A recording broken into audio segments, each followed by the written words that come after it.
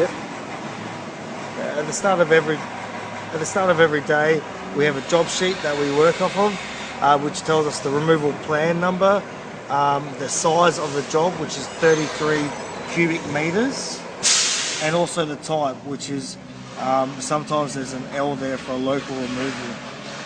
We have the customer's name up in the top left-hand corner, where it's been picked up from, their address, the access of the customer's house, where it's a narrow street, or it could be a steep driveway or a two-story house, for example, their phone number, and then it's being delivered to that customer's name again. It could be different. It could be a different person's name.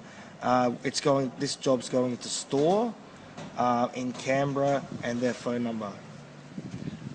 This next area, which gives us account details, this is a toll customer, which is one of our main customers, which does a big percentage of our work.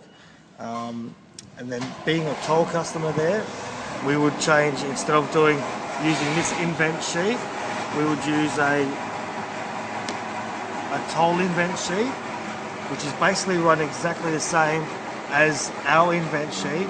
There's just a couple of extra areas where we have to tick off at the bottom here, where we have to make sure that the customer reads through all these areas and are satisfied with our work, and then they'll tick off there and sign down the bottom here, and we will sign there as well. And also over here, which is really important, the toll transition number, which we will use this number here off of the invent, 955764. That's the number that we would put in that toll area there. Cool. So that number's for this job. Yeah. But that's where it comes from. That's where it comes from.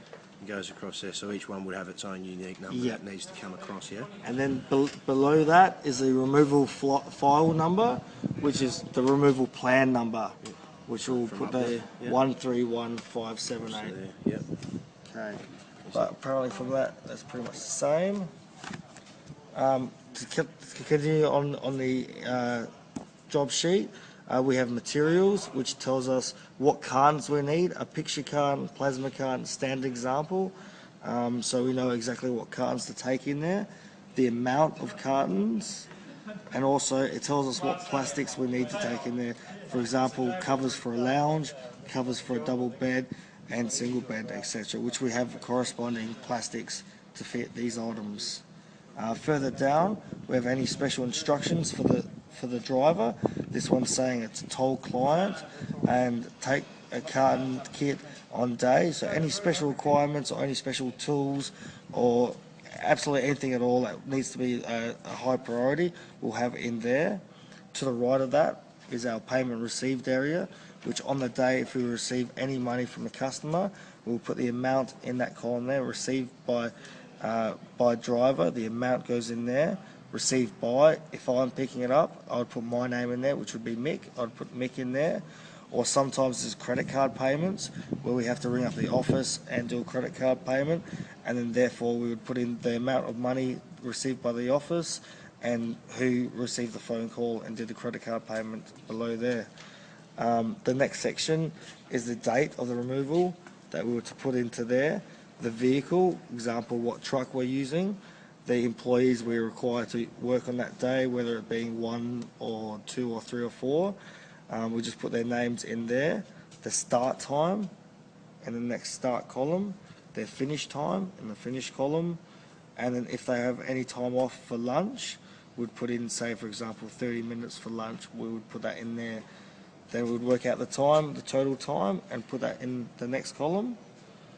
In the container numbers there, we just put the container that we used on the truck, the pads in the container. For example, if there was 65 pads, before we start the day, we'd count the pads, put 65 pads in there, and Hessian, we normally work in bundles of Hessian. So for example, if there was 2 bundles of Hessian, we'd put it in there. When we're uplifting the furniture, picking it up from the customer's house, we would get once the job is finished, we would get the customer to read through this bit of area here. We'll get the customer to print their name, sign their name, and then date. Then once we come to delivering the furniture, we'll get the customer to do the same process just below.